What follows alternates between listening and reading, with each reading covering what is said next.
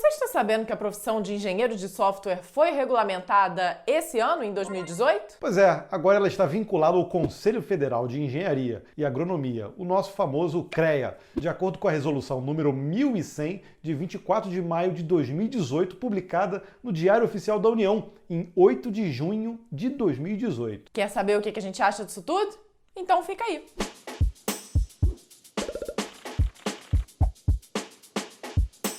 Fala aí, CDFs, tudo beleza? Vamos falar de um assunto que sempre divide opiniões, a regulamentação dos profissionais de TI. Dessa vez, mais especificamente, dos engenheiros de software, que entraram para o rol de profissões regulamentadas. Se você não sabe aí o que o engenheiro de software faz e quais são as suas atribuições, dê uma assistida aí nesse vídeo, mais tarde, onde falamos justamente dessa profissão. Tudo isso ainda é uma grande novidade. Acredito que até existem alguns engenheiros de software que ainda nem estejam sabendo dessa regulamentação. Se você por acaso já acompanha o Código Fonte TV e já assistiu os outros vídeos do canal, deve então ter esbarrado no vídeo onde discutimos aí o que pensamos sobre a regulamentação das profissões na área de tecnologia. De qualquer forma, adiantamos, e não é novidade, que somos contra. E dessa vez não é diferente. Mas gostaríamos de levantar aqui algumas questões aqui nesse vídeo para que vocês possam entender o nosso ponto de vista e tirar também os seus próprios. Com isso, acho que abrimos um bom espaço para gerar aqui uma discussão saudável sobre o assunto. Até porque, ao que tudo indica, não parece que foi o que aconteceu nessa resolução. Vamos do início. Precisamos definir o que é regulamentação de uma profissão. Pode parecer bobagem explicar isso, mas temos aqui no canal muitas pessoas novas que estão aí se preparando para entrar no mercado e quase nunca vivencia aí como esse lado mais político das profissões são abordados. Então, de uma forma bem simplificada, a regulamentação de uma profissão exige que os profissionais dela tenham uma determinada formação para exercê-la. E que eles sejam regidos por um conselho ou um órgão regulamentador, que por sua vez terá aí um estatuto e um regimento no qual o profissional deve se subordinar. E é através deles que farão a fiscalização do exercício da determinada profissão. Acho que com um bom exemplo vai ficar mais fácil de entender. Um médico, por exemplo, não pode exercer a profissão se não for inscrito e fiscalizado pelo seu Conselho Regional de Medicina. Ou um advogado, que não pode exercer sua profissão simplesmente por ter concluído a faculdade de Direito. Ele precisa passar por uma prova de habilitação e ser afiliado a uma OAB regional. E assim, muitas outras profissões como contador, enfermeiros, biólogos, geólogos, radialistas e, acredite se quiser, até aí os repentistas são regulamentados. Então, por que nós, os profissionais de TI, não somos? Muitas profissões de cunho tecnológico são relativamente novas e navegam por praticamente toda e qualquer área que utilize sistemas computacionais. Por isso, a própria Sociedade Brasileira de Computação defende que a regulamentação engessaria a multidisciplinaridade que é tão importante para o crescimento e aperfeiçoamento da tecnologia. Afinal de contas, em um mundo como o nosso, que é regido por softwares, precisamos aí de profissionais com conhecimentos e aptidões nas mais variadas áreas. Quer um exemplo? Vocês sabem quem é Eric Gama? Não? Ele é um dos integrantes do GOF, o Gang of Four, que desenhou os padrões de projeto, ou os Design Patterns, que já mereceu até um episódio do Dicionário do Programador. O Eric também é um dos criadores aí do framework de testes JUnit, participou ativamente do desenvolvimento da IDE Eclipse, atualmente está aí na Microsoft e é um dos responsáveis por trás do Visual Studio Team Service, das ferramentas do Office 365, dos serviços disponibilizados pelo Azure, do OneDrive, além de ser o líder do desenvolvimento do nosso amado VS Code. Tá bom, o que é mais? Já deu para perceber que ele é um dos caras que contribuem muito para a nossa área, não só com técnicas, mas com o desenvolvimento de ferramentas altamente relevantes. Pois é, você sabe dizer aí qual é a formação principal dele? Ele é doutor em economia pela Universidade de Zurique. Mas calma aí, nós temos aí um outro exemplo aqui bem pertinho de nós, aqui de Teresópolis, na região serrana do Rio, e que tivemos a honra aí de conhecer. Estamos falando do fundador da Alterdata, uma das maiores empresas de software do Brasil, vencedora de diversos prêmios de melhores empresas para se trabalhar, com mais de 35 mil clientes espalhados pelo Brasil inteiro. Estamos falando de Vladimir Carvalho. Tivemos aí o prazer e a honra de visitar a Alterdata, entrevistar o Vladimir pessoalmente e nos inspirar aí nele. Ele começou lá atrás, em 1989, a desenvolver softwares empresariais, principalmente na área contábil, e é sem dúvida uma referência brasileira no setor. Sabe qual é a formação do Vladimir? Direito, formado na Universidade Católica de Petrópolis, a mesma que nós também nos formamos. Então, pessoal, são muitos e muitos exemplos espalhados por aí de profissionais que contribuem e que ainda contribuem com nossa área, que é tão ampla, complexa e principalmente diversificada. Quem atua no mercado, principalmente o corporativo, e vivencia essa pluralidade, sabe que temos razão.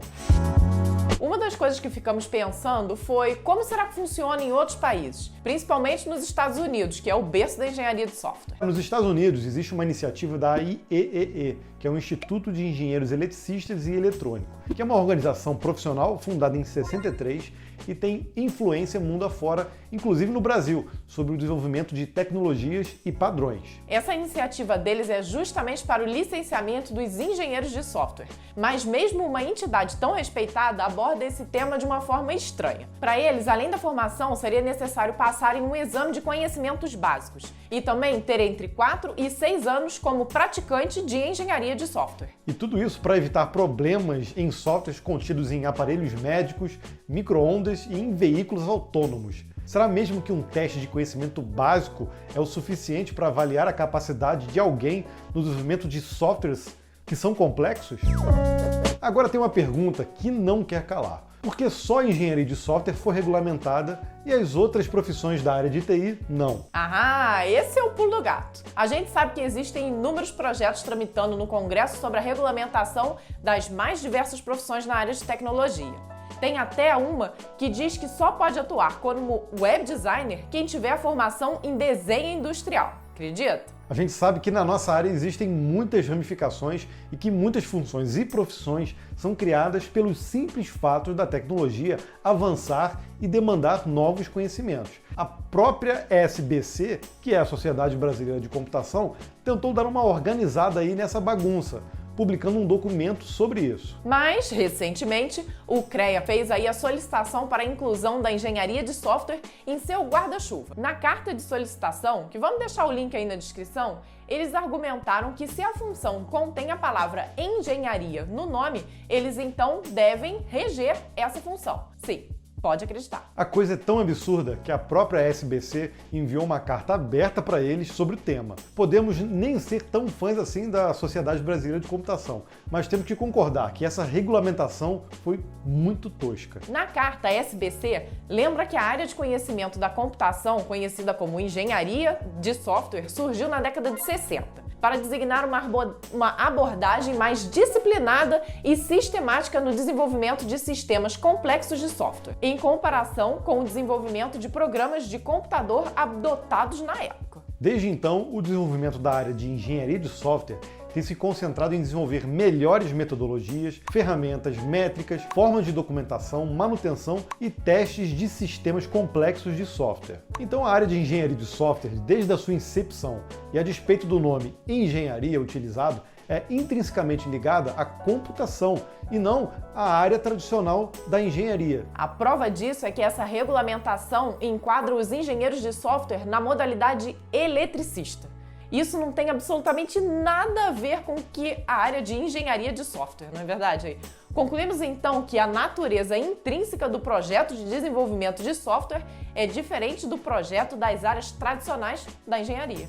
Pois é, só por essa já deu para perceber que foi tudo feito nas coxas. Ao que tudo indica, e o simples uso da palavra engenharia, ao menos aqui no Brasil, parece aguçar a cobiça por mais contribuintes de um conselho que sequer teria condições de fiscalizar nossas atividades profissionais. Essa é que é a verdade. Se vocês pararem para ler a regulamentação, e olha que dá para ler rapidinho, porque ela é de apenas uma página, vocês vão perceber que eles se preocupam em mostrar no documento que deverá ser chamado engenheiro de software alguém do sexo masculino e engenheiro de software alguém do sexo feminino. Só exatamente como em bromação. Não cita absolutamente nada em como a fiscalização do exercício vai ser feita. Será que já existem critérios para isso? Será que isso não esbarraria, por exemplo, em direitos de propriedade intelectual? Afinal de contas, o código-fonte de muitas empresas de base tecnológica representam essencialmente o que elas são. Com certeza temos aí muitos profissionais orgulhosos em ter uma carteirinha do CREA por aí.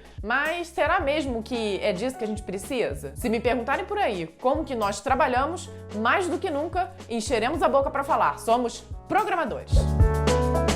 Esse vídeo é um oferecimento da HostGator.